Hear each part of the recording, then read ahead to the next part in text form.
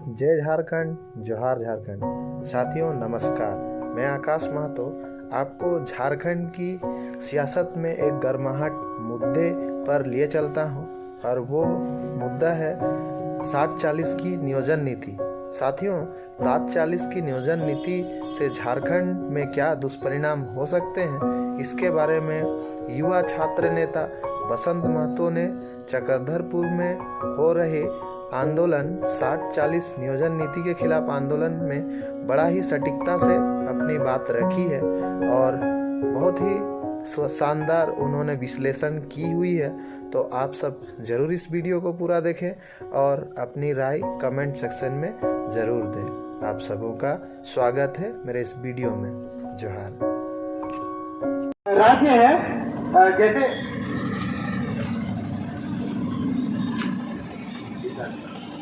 इसके अतिरिक्त जो अन्य राज्य हैं जैसे बिहार हो गया या उड़ीसा हो गया, छत्तीसगढ़ हो गया, इन्होंने जो निर्धारण किया है नियोजन नीति में उन्होंने स्पष्ट किया है।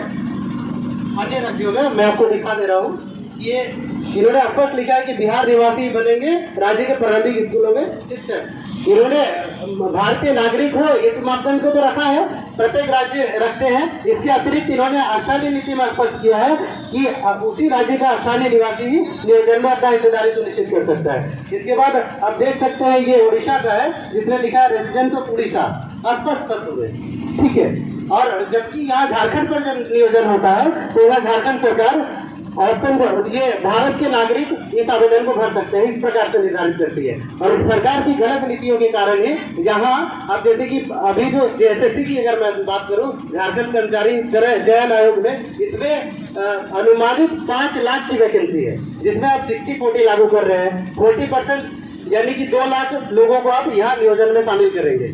सरकारी आंकड़ा कहता है 36,000 जहाँ बाहर से आकर लोग अन्य राज्यों से आकर हर साल जमीन अधिग्रहण करके या सरकारी जमीन पर अपना अधिवास करते हैं, यहाँ बस जाते हैं। एक तरफ अब 2 लाख लोगों को अवसर दे रहे हैं, निमंत्रण दे रहे हैं यहाँ खुले बसने का, यहाँ का आसानी, क्योंकि नियोजन नीति इन्होंने क्या किया, अभी फर्जी कॉल रिकॉर्डिंग के जरिए इनका दावा है कि हमने एक सर्वे किया कॉल रिकॉर्डिंग के जरिए और 73% विद्यार्थियों ने इसमें 2 शर्तें रखी गई थी। एक तो हाईकोर्ट का आदेश के खिलाफ हम सुप्रीम कोर्ट में जाए और दूसरा 2016 से पहले का नियोजन नीति यहाँ पर निर्धारित किया जाए।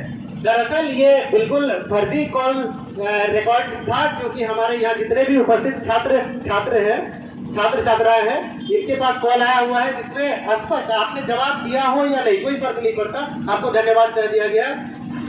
आपको कॉल आया जिसमें आपसे राय जरूर मांगी गई लेकिन आपके सवाल के जवाब को नहीं सुना गया, धन्यवाद कह दिया गया।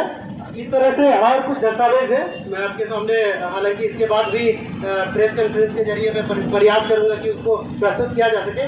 40% भाइयों को अगर नियोजन में उनका यहाँ अवसर दिया जाए तो क्या दुष्परिणाम हो सकते हैं। यहाँ नियुक्ति प्रक्रिया 40% अगर अवसर देते हैं तो लाखों की संख्या में पूरे भारतवर्ष से अन्य राज्यों से जो उम्मीदवार है तो वो यहाँ पर अपना आवेदन देंगे और नियुक्ति प्रक्रिया में आपको बाधाएं उत्पन्न होंगी। अब हाल ही के वर्षों का आप देख सकते हैं कि JSSC JEE का जो एग्जाम हुआ था, JSSC JEE पेपर लीक हुआ था।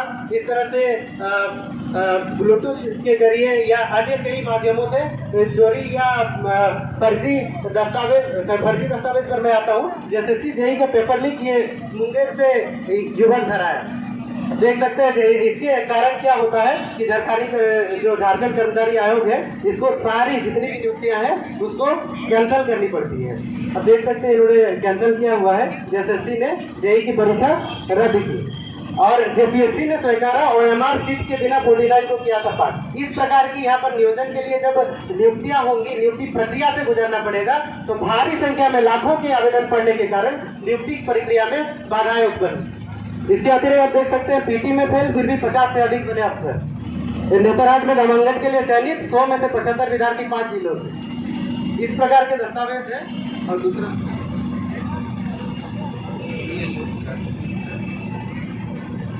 देखिए फर्जी वाला कैसे होता है, जैसे 40% आप कह रहे हैं कि 40% हम बाहरियों को यहाँ पर नियोजन में अवसर देंगे, यानी कि झारखंड को छोड़कर भारत के अन्य राज्यों से यहाँ नियोजन के लिए अपना आवेदन कर सकते हैं। लेकिन क्या बाकी सबसे बड़ा सवाल बनता है कि बाकी 60% यहाँ के स्थानीय विद्यार्थियों को, अभ्यर्थियों को आप दे रहे हैं नियोजन में अवसर? बिल्कुल भी नहीं, क्योंकि आपने नियोजन नीति वास्तव में यहाँ पर स्थानीय नीति निर्धारित किया ही नहीं कि आखिर झारखंडी है कौन। आपने अभी तक 23 साल हो चुके हैं झारखंड अलग हुए, अभी तक निर्धारित नहीं किया, और फर्जी आय, जाति, स्थानीय निवासी प्रमाण पत्र बनाकर यहाँ पर नियोजन लिया जाता है। आपको मैं कुछ प्रमाण प्रस्तुत करता हूँ किस प्रकार से फर्जी दस्तावेज बन रहे हैं। आप देख सकते हैं ये कांटा टोली में 1600 से 3000 रुपये में बन रहा है फर्जी प्रमाण पत्र। इस तरह से नियोजन का अवसर में दखल दिया जा रहा है, सीधे शब्दों में हकमारी हो रही है।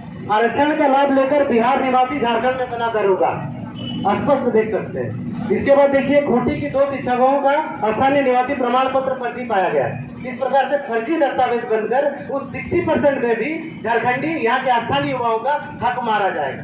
इसके बाद देख सकते हैं विधायक समरीलाल का जाति प्रमाण पत्र, ये स्पष्ट राजस्थान से संबंध रखते हैं।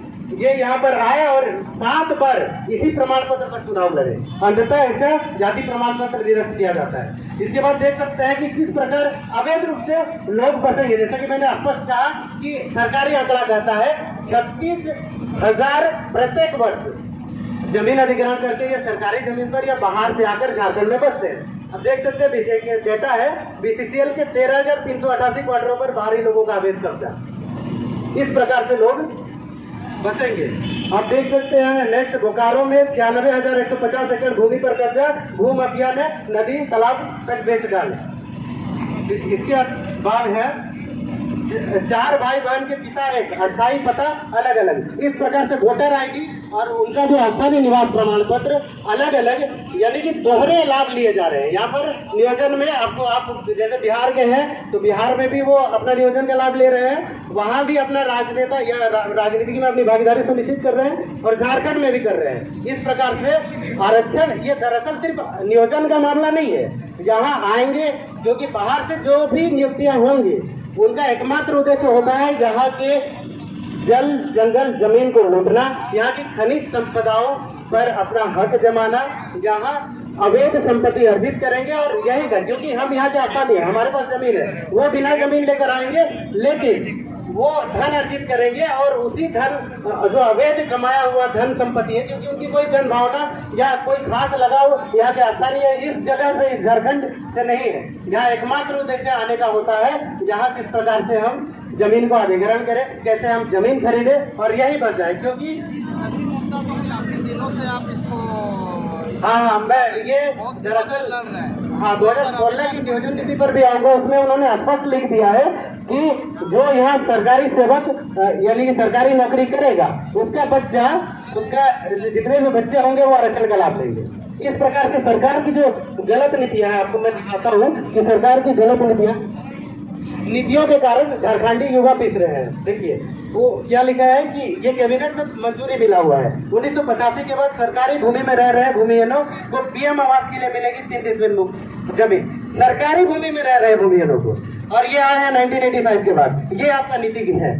इसके बाद देखिए बिहार से झारखंड में आए सरकारी सेवकों की संतानों को सशर्त मिलेगा आरक्षण का लाभ, यानी कि आप यहाँ पर बसा रहे हैं। अन्य राज्यों में क्या होता है, आपने वहाँ नियोजन के लिए नौकरी लिया और जैसे आपका नौकरी खत्म होता है वापस अपने जहाँ आपका स्थानीय प्रमाण पत्र है, क्योंकि बिहार हाईकोर्ट का आदेश कहता है कि आप एक व्यक्ति 2 राज्यों का स्थानीय प्रमाण पत्र यानी कि स्थानीय निवासी नहीं हो सकता है। तो अब इस प्रकार से स्थानीय आरक्षण पर भी उनको लाभ दे रहे हैं और उनको बसाने का काम कर रहे हैं।